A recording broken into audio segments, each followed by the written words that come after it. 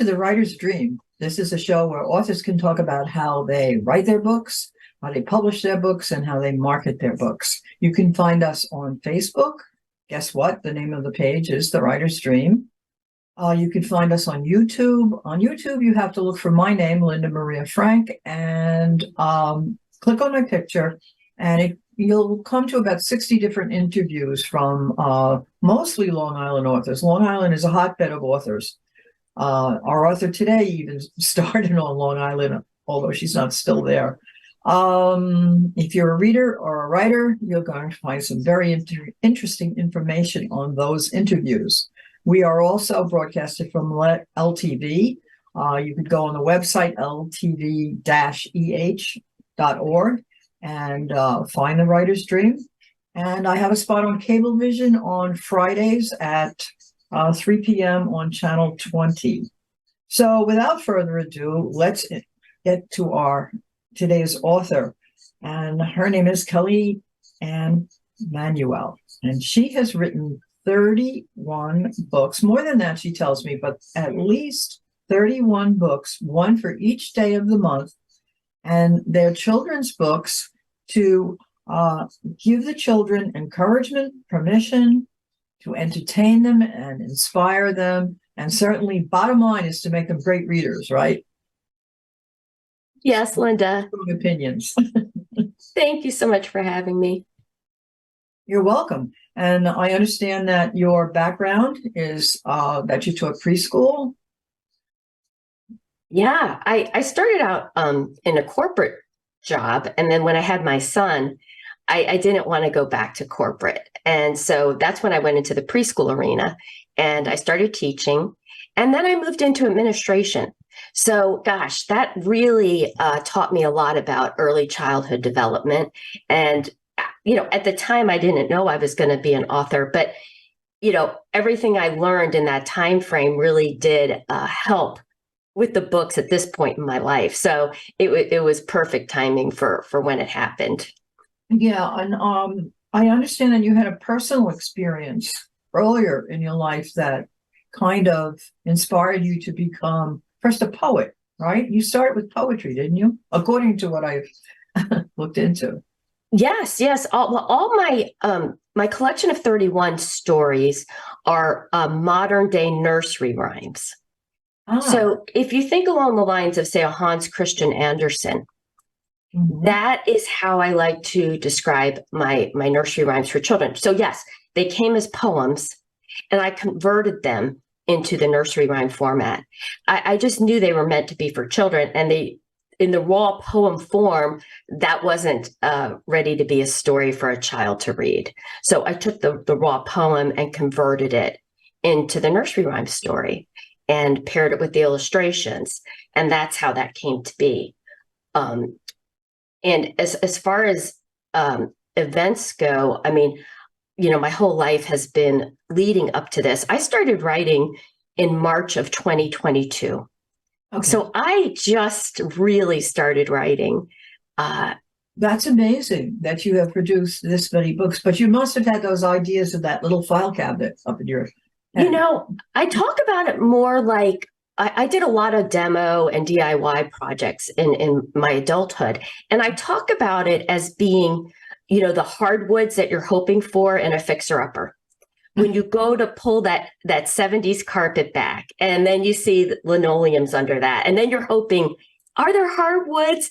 Yeah. And pulling back those aged floor coverings, if you're lucky enough to discover the hardwoods, that's the books. They were always there.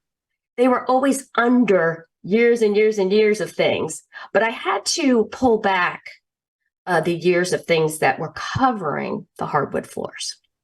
That's a wonderful way of describing it. So can you tell us about, you have 4 different series. You've managed to take these books and organize them according to, I think, a general theme. So tell us about them. The Essential series, the Rainbow End series, the Classics, My Name Is series. Wonderful. Tell us. That's exactly right. Well, the books came in a birth order. And so when I had the first book was My Name is Mountain, and I thought it was an only child. Then more came and more came. It was just this incredible experience. Once the books came in their birth order, I realized I wanted to get them published as quickly as possible. I had 27 books ready in 14 days. Oh, And then all 31 within the next week after that. Now, as I told you earlier, I did write more, but I did have to cap it. I was doing self-hybrid publishing, so it was costly. And also, it just energy-wise, I felt 31 one day, a book a day of each. The longest days in a month are 31. There we go. So I capped it at 31.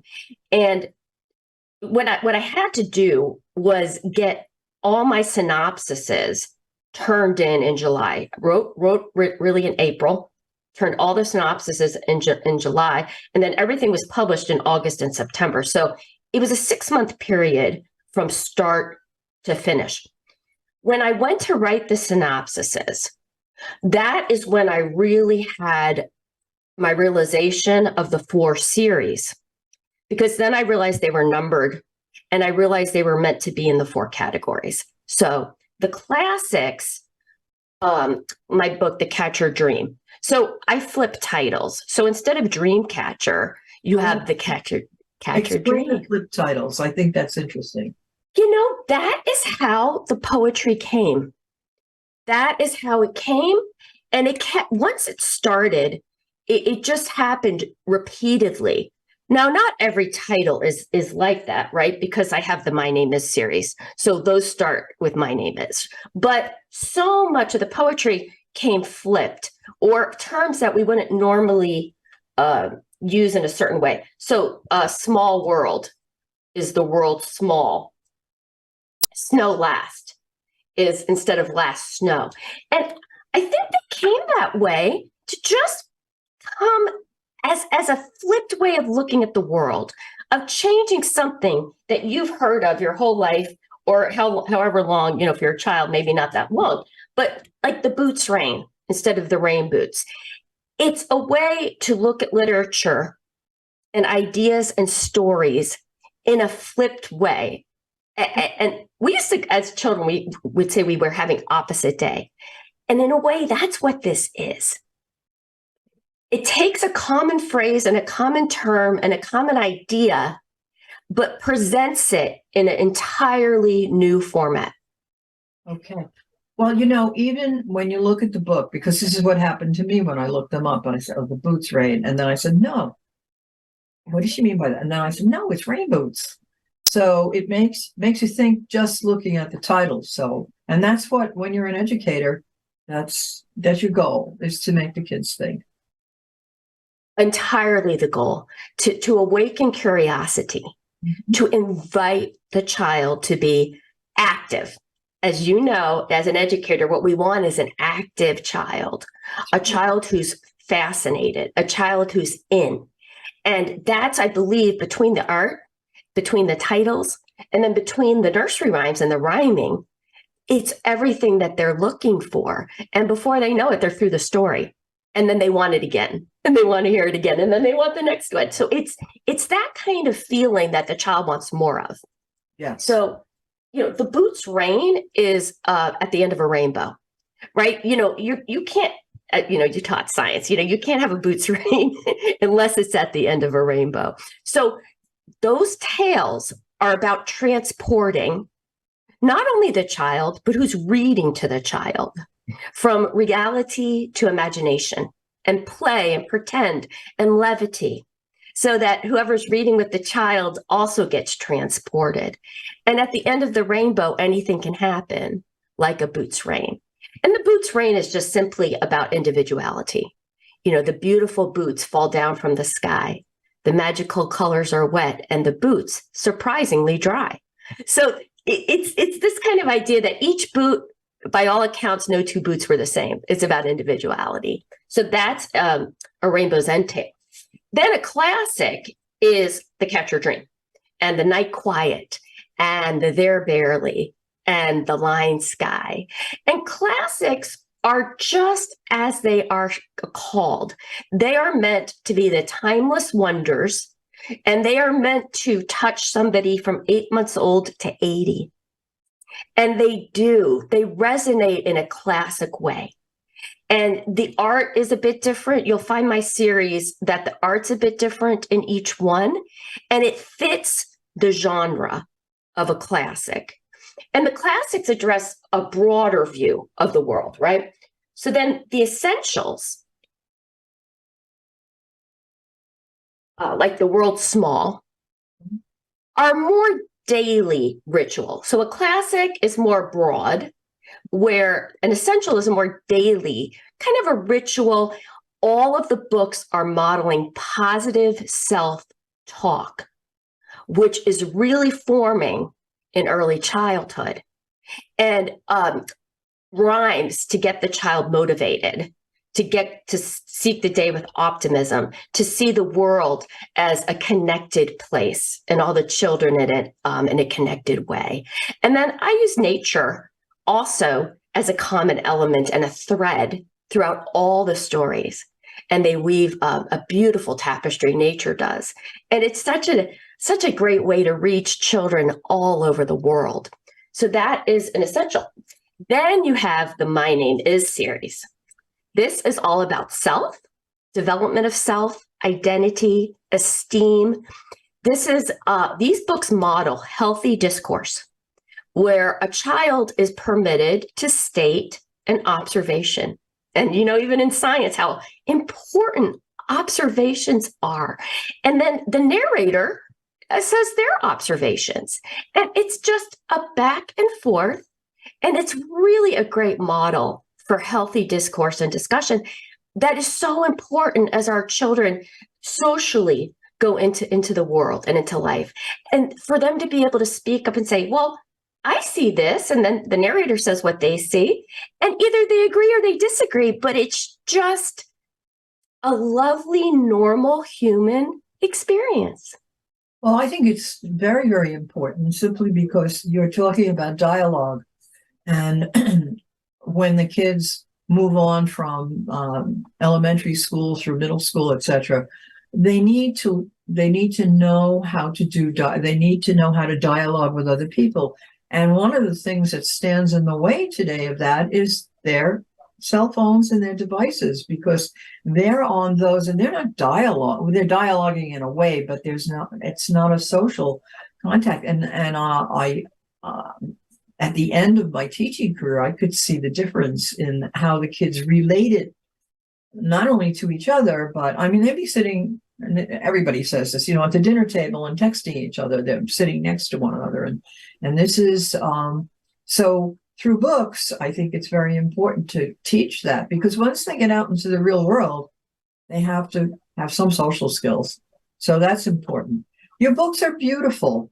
Who does the illustrations? Thank you so much. That's as great a part of the story as any of it. There's a platform for subscription for art called iStock. And they have millions of illustrations and millions, not millions of artists, but a ton of artists, right? I wrote the poems, converted them to nursery rhyme, and found the art that matched my words. That's great. In the most organic, amazing experience. I can't explain what it was like to just intuitively find the art that was going to match the story, to the point where it really looks like I had a private way to do my illustrations. And if you're trying to do as many books as I was in a short time, this was the only avenue to do so. I never would have published this many books in 6 months had I not found iStock. Yes, I can tell you that, because I do one at a time, and I have an illustrator and she's wonderful, but it takes time. Of course. Yes. And, I wasn't even writing, let alone illustrating. So I was brand new to this world, brand new. So I just found my way, one breadcrumb at a time. Yeah, I understand, because I had the same experience. Once I decided to write, then I said to myself, I don't know anything about writing books. I took a course, and then everything I've done since is I've just found my way. I like to say bumble, but it really wasn't bumbling. It was better than bumbling. It was advanced bumbling. So, Yes, yes, I would call it advanced for you for sure. I'd like you to describe what you feel is the signature book in each series. You already did Boots, Yes. Yeah. Boot Rain, the Boots Rain. The Boots Rain. I mean, the Boots Rain is just so, so charming. So the art in the Boots Rain looks something like this. It's beautiful. Okay. And, you know, with 31 books, it's just hard to choose what to focus on because each one is so significant to me because they're all experiential. They're all a piece of an experience of mine, right? Sure. So I look at all of them, as my children. But for PR purposes, I had to focus on one in each series to make it make sense, right? So, the Boots Rain just spoke out so loudly just because at the end of the rainbow to have this event and because it's about individuality. And I knew that this would be a signature book. For the Rainbow's End. I just knew it. And then My Name is Light for the My Name is series also just jumped out because I see myself as having light and light energy. And so this is about recognizing light, in many, many different ways, but partially in personalities and how people see the world. And so this also really was a simple choice. And really at the end of the day, My Name is Light. And it's also about, just kids playing together. Simple, really simple. And then The World Small, gosh, the art in The World Small, looks something like this. And The World Small, see, this is, oh, sorry, I'm having a hard time. There we go.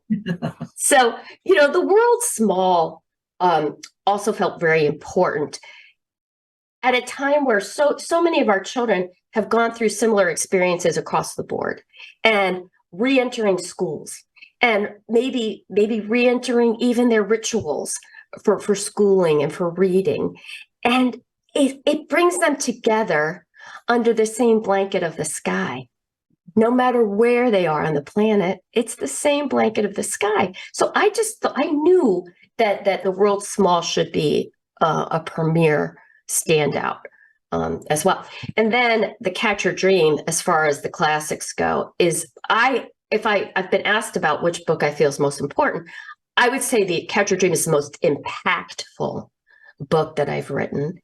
And in this book, it is more serious because it's about boundaries.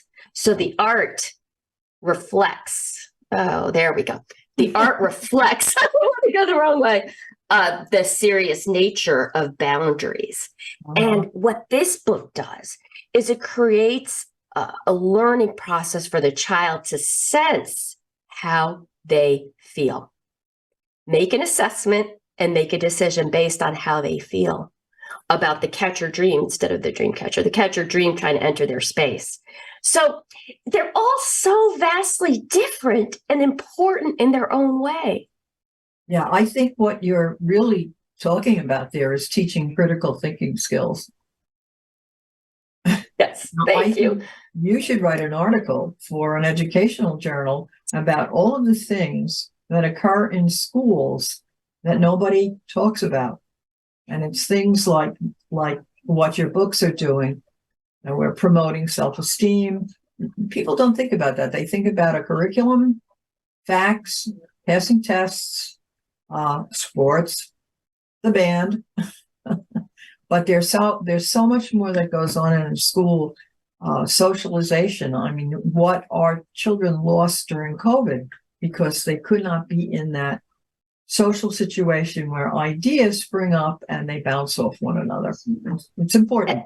That synergy, a lack of the synergy and bringing it back and bringing the child back into synergy. And so they can bring their best selves forward. And I feel that these books awaken that in the children. Mm-hmm. Yes, I could see that. from your descriptions and also from what I read when I was researching your interview. So we found out that you're a whiz at publishing, and you tell me again, you did a hybrid publishing. How did it work? Yeah, well, like I said all along, another way for me to describe my story is the movie Field of Dreams. And with the name of your show. So, in that movie, so by the way, that movie was a huge hit. It was. And that movie is all about intuitive hits. Now, back when that movie came out, I don't know that phrase was that widely used, but Kevin Costner's character was getting intuitive hits, right? Plow your field, build a baseball stadium. People will come. The ghosts will come play from the corn. Okay. None of that logically really made any sense. But what did he do? He followed each intuitive hit. That's the way this has gone for me all the way through, following each intuitive hit. So I didn't know what to do about publishing. I knew I had the stories. I knew that they were meant to get out there. And I found Hay House, Balboa Press. And it's hybrid publishing in a way, because even though you pay to publish your book, you do go through content approval. Oh, absolutely. Yeah. So that's why, yeah. I only wrote my books and published them when self-publishing companies became something much greater than Vanity Press.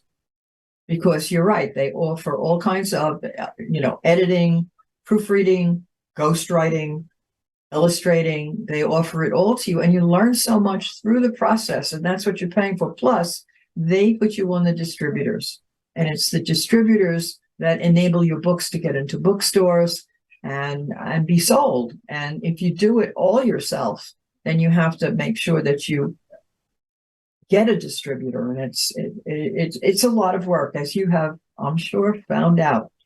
So publishing was not so bad. What are you doing about marketing? Besides, I hired the Black Chateau Enterprises. I took a moment. The books, I submitted them, wrote them in April, submitted them in July, and they were completed by the end of September. I took a moment to breathe because I didn't know what to do next. I was waiting for that hit, Absolutely. And then I started doing research, and Black Chateau Enterprises kept coming up in my search. So that to me is pay attention, and I reached out to them in November, and we started working together in January. And it has been 180 degrees, or miles per hour ever since. We've just been Zoom, off and running. And that was, gosh, as far as my decisions go, fantastic. Just absolutely fantastic, because I wouldn't be talking to you today. And none of this would be happening without Black Chateau. And they are just so incredibly good at what they do. And their team is so well put together. So you're really just supported in so many ways. And without Black Chateau, it would just be me and the dog and the books and no interviews. I get it. So really, that's been my avenue so far. All right. So that's very good. So we have a couple of minutes left. You've already given really a lot of advice, but could you two things I want you to do is tell me what you would tell a budding writer. And second of all, if we get to it, what's next? So you could do it whichever way you want. What's next? Well, what's next is I have so many more stories to add to the series. Oh, that's so many more nursery rhymes. Absolutely. They're ready to go. And at the same time, I'm curating my grown-up poetry. At the same time, I've got, so that as a child ages up, then they can go along with me into my grown-up poetry, which is also a tremendous layer of support. And I think is going to resonate with a lot of folks. So that's it. I'm working on that right now. But as far as what I would tell a writer, what I like to say is this: write away, right away. So WRIT away, right away, RIGHT. Take those little hits, those little thoughts, jot them down. You could be walking the dog, you could be making coffee, you could be doing laundry, you could be driving to work, you could be working in the yard mowing the lawn. The little, they may seem like a little seed. Don't ignore the seed. That's what ends up growing into a sequoia. Did the sequoia know it was going to be so big and beautiful when it started out? I doubt it. Maybe it had some thought of it, but it started as a seed. We're almost out of time. Thank you so much for sharing all of this with us. Your books are beautiful. I look forward to seeing you become very successful, and perhaps you'll be on the show again. I would love to. Thank you so much for having me. You're welcome.